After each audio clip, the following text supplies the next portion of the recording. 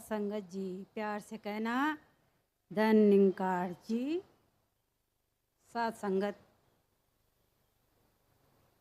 आज यहाँ पर इस रूप में आप जी के दर्शन हुए, मन गदगद हो रहा है। कुछ बोल नहीं, कुछ बोल सकें, बस केवल इसका सिमरन है।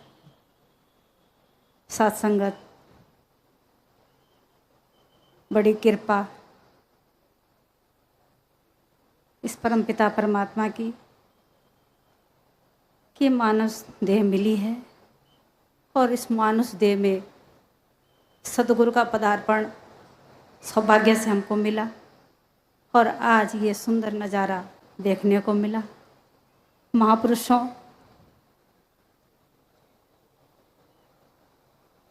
धर्म शास्त्र ग्रंथ इस भारत भूमि में विभिन्न प्रकार के विद्वान हैं कि जो बहुत अच्छे ढंग से जनमानस को इनके बारे में बता रहे हैं, समझा रहे हैं, लेकिन हम इंसान अल्पमति हैं कि समझ नहीं पा रहे हैं।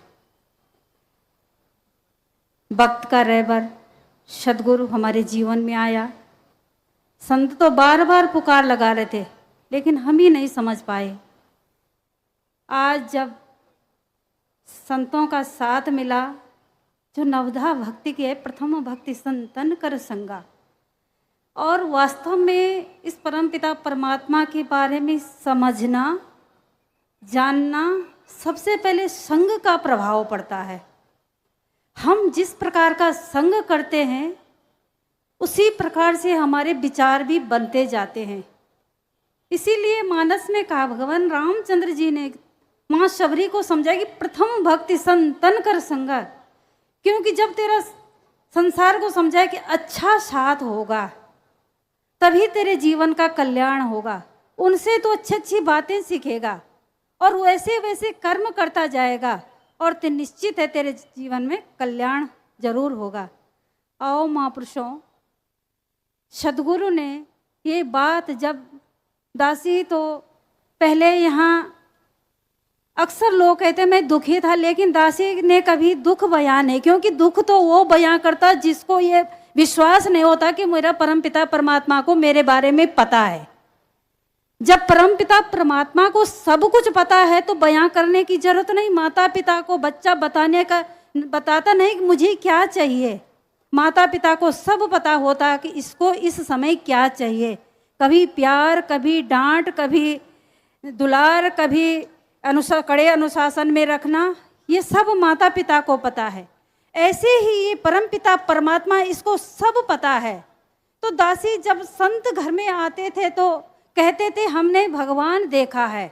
तो बचपन से आध्यात्मिक लाइन में की किताबें पढ़ती थी तो एक जिज्ञासा मन में जागृत हुई कि लोग कहते हैं भगवान देखा, कैसा है ये, इसको देखना चाहिए।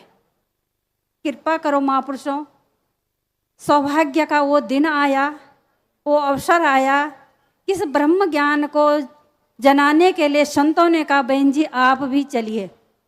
और जब इसका दीदार हुआ तो रूह ऐसी गदगद हो गई कि एकदम निराकार का साक्षात दर्शन हो गया, जो बचपन से धर्म ग्रंथों में पढ़ा था।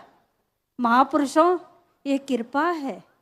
ये वो समय निश्चित होता है कि जब हमारे जीवन में ब्रह्म ज्ञान मिलने का ये अवसर होता है तो ऐसी घटनाएं घटती है, हमको ऐसे लोगों का साथ मिलता है। महापुरुषों, दासी क्या बोल सकती है, उस दिन से अब तक मन में कोई चाह नहीं है पाने की। केवल ये है कि मेरे सदगुरु ने बड़ा उपकार किया है, ये ब्रह्म ज्ञान की दात दी है। अब मैं क्या करूं कि अपने गुरु का ऋण उतार सकूं, कैसे ऐसे कर्म करूं कि मेरा सदगुरु खुश हो जाए। सांसारिक वस्तुएं मांगने के लिए बहुत जगह है महापुरुषों, लेकिन परमपिता परमात्मा को खुश करने का एक ही जगह है, ये संगत, ये सत्संग।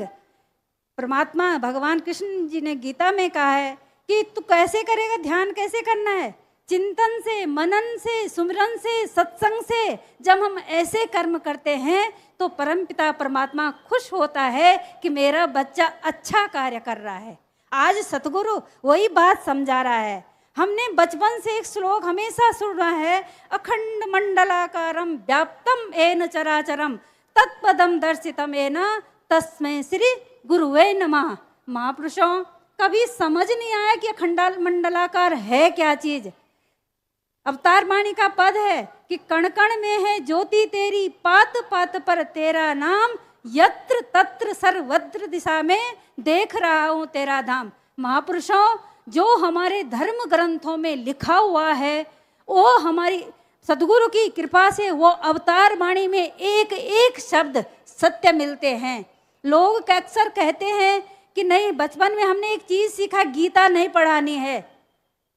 आज भी बहुत कम लोग ऐसे होंगे जो गीता का अध्ययन अपने बच्चों को कराते हैं।